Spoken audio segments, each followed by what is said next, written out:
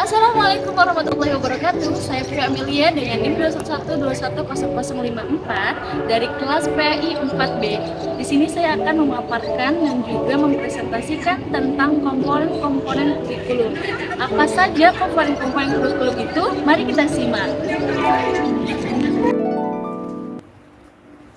Assalamualaikum, sebelum lanjut ke pembahasan selanjutnya, aku mau menyapa teman-teman semua nih. Halo sahabat PAI, apa kabar? Semoga kita semua dalam keadaan sehat walafiat. Selanjutnya, yang saya hormati, Ibu dosen pengampu mata kuliah pengembangan kurikulum, Ibu Helna Nelis MPDI. Semoga apa yang telah beliau ajarkan kepada kita semua menjadi berkah dan menjadi amal kebaikan untuk beliau. Amin ya rabbal alamin. Langsung saja kita lanjut ke pembahasan pertama, yaitu kurikulum. Kira-kira apa yang dimaksud dengan kurikulum? Yuk kita simak baik-baik.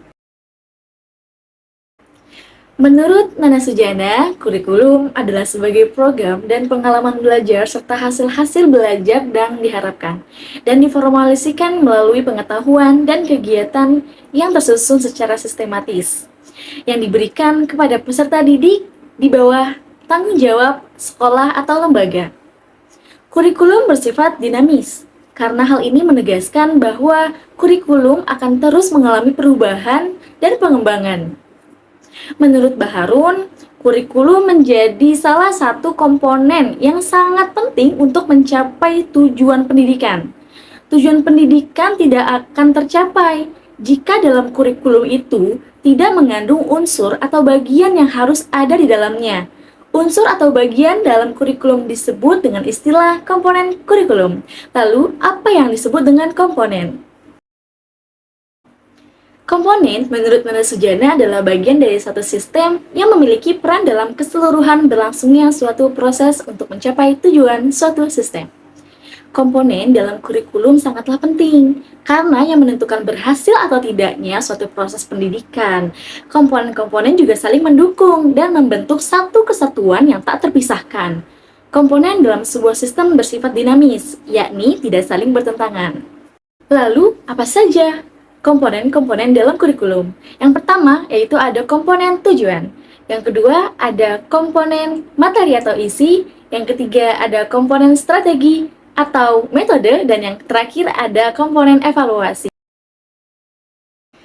Pertama yaitu tujuan. Tujuan kurikulum pada hakikatnya adalah tujuan dari setiap program pendidikan yang diberikan kepada peserta didik. Mengingat kurikulum adalah alat untuk mencapai tujuan pendidikan, maka tujuan kurikulum harus dijabarkan dari tujuan umum pendidikan. Dalam sistem pendidikan nasional, tujuan umum dijabarkan dari falsafah suatu bangsa Indonesia, yakni Pancasila. Tujuan tersebut kemudian dijabarkan menjadi tujuan pendidikan yang lebih khusus dan operasional.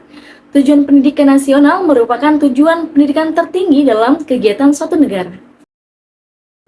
Dalam perspektif pendidikan nasional, tujuan pendidikan nasional dapat kita lihat secara jelas dalam Undang-Undang Nomor 20 Tahun 2003 tentang Sistem Pendidikan Nasional, bahwa pendidikan nasional berfungsi mengembangkan kemampuan dan membentuk watak serta peradaban bangsa yang bermartabat dalam rangka mencerdaskan kehidupan bangsa. Bertujuan untuk berkembangnya potensi peserta didik agar menjadi manusia yang beriman dan bertakwa kepada Tuhan Yang Maha Esa, berakhlak mulia, sehat, berilmu, cakap, kreatif, mandiri, dan menjadi warga negara yang demokratis serta bertanggung jawab. Adapun tujuan institusional yaitu tujuan pendidikan yang ingin dicapai dari setiap jenis maupun jenjang sekolah atau satuan pendidikan tertentu atau kemampuan yang diharapkan dimiliki anak didik setelah mereka menyelesaikan program studinya di lembaga pendidikan yang ia tempuh. Selanjutnya saya akan memberikan salah satu contoh tujuan mata pelajaran agama Islam di tingkat SMA, yaitu menumbuh kembangkan akidah melalui pemberian, pemupukan, dan pengembangan pengetahuan, penghayatan, pengalaman, pembiasaan, serta pengalaman peserta didik tentang agama Islam, sehingga menjadi manusia muslim yang terus berkembang keimanan dan ketakwaannya kepada Allah Subhanahu wa Ta'ala. Kedua, mewujudkan masyarakat muslim Indonesia yang taat beragama dan berakhlak mulia, menjadikan muslim yang berpengetahuan, rajin beribadah, cerdas, produktif, jujur, adil, bertoleransi, menjadi keharmonisan secara personal maupun sosial, serta mengembangkan budaya agama dalam komunitas sekolah. Selanjutnya adalah komponen materi atau isi. Isi program kurikulum adalah segala sesuatu yang diberikan kepada anak dalam kegiatan belajar mengajar dalam rangka mencapai tujuan. Isi kurikulum meliputi jenis-jenis bidang studi yang diajarkan dan isi program masing-masing bidang studi tersebut. Jenis-jenis bidang studi ditentukan atas dasar tujuan institusional sekolah yang bersangkutan. Jadi, ia berdasarkan kriteria apa suatu bidang studi menopang tujuan institusional atau tidak. Berdasarkan kriteria tersebut, maka jenis bidang studi yang diberikan pada suatu sekolah, misal SMA, akan berbeda dengan sekolah lain, misalnya SMK. Berkenaan dengan penentuan materi atau bahan pembelajaran dalam kurikulum tingkat satuan pendidikan, pendidik memiliki wewenang penuh untuk menentukan materi pembelajaran sesuai dengan standar kompetensi dan kompetensi dasar yang hendak dicapai dari setiap kegiatan pembelajaran. Menurut Hilda Taba, bahan atau materi kurikulum dapat digolongkan menjadi 4 tingkatan, yaitu fakta khusus, ide-ide pokok, konsep, dan sistem berpikir. Selanjutnya ada komponen strategi. Apa itu komponen strategi? Komponen strategi berhubungan tentang bagaimana kurikulum itu dilaksanakan di sekolah atau madrasah. Kurikulum dalam pengertian program pendidikan masih dalam taraf niat, harapan, atau rencana yang harus diwujudkan secara nyata di sekolah sehingga mempengaruhi dan mengantarkan anak didik kepada tujuan pendidikan. Oleh sebab itu, komponen strategi pelaksanaannya memegang peranan paling penting. Bagaimanapun baiknya kurikulum sebagai rencana, tanpa dapat diwujudkan pelaksanaannya tidak akan membawa hasil yang diharapkan.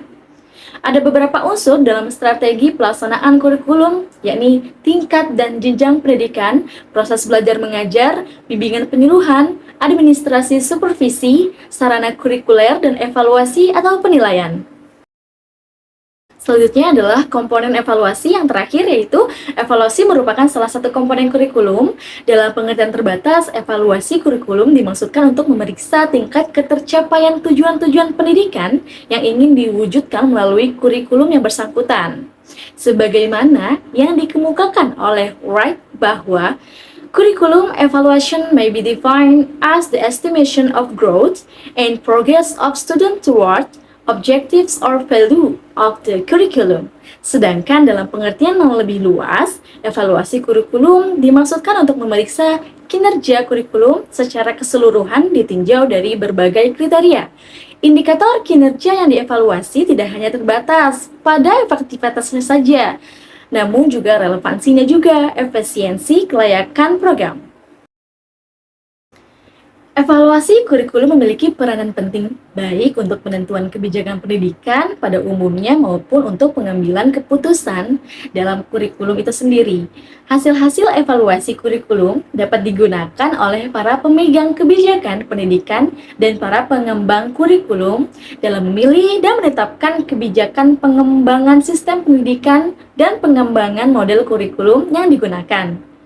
Hasil-hasil evaluasi kurikulum juga dapat digunakan oleh para guru-guru, kepala sekolah, dan para pelaksana pendidikan lainnya dalam memahami dan membantu perkembangan peserta didik dalam memilih bahan ajar, memilih metode, dan alat-alat bantu pelajaran, cara penilaian, serta fasilitas pendidikan lainnya. Nah, kesimpulannya adalah kurikulum sebagai suatu sistem. Kurikulum itu sendiri mempunyai komponen-komponen atau bagian-bagian yang saling mendukung dan membentuk satu kesatuan yang tidak dapat dipisahkan. Kurikulum menyediakan kesempatan yang luas bagi peserta didik untuk mengalami proses pendidikan dan pembelajaran untuk mencapai target tujuan pendidikan nasional maupun tujuan pendidikan Islam. Di dalam kurikulum terdapat komponen yang tidak bisa dipisahkan karena antar komponen itu saling berkaitan. Yang sudah kita bahas tadi yaitu ada komponen tujuan, materi atau isi, strategi atau metode, dan juga evaluasi. Sebelum saya tutup, saya mau kasih pantun nih. Siang-siang pergi ke Surabaya, jangan lupa beli alpukat. Demikian presentasi saya, semoga bisa bermanfaat. Apabila ada salah kata, mohon dimaafkan. Saya Fia Amelia, izin pamit undur diri. Wabillahi taufiq wal hidayah. Wassalamualaikum warahmatullahi wabarakatuh.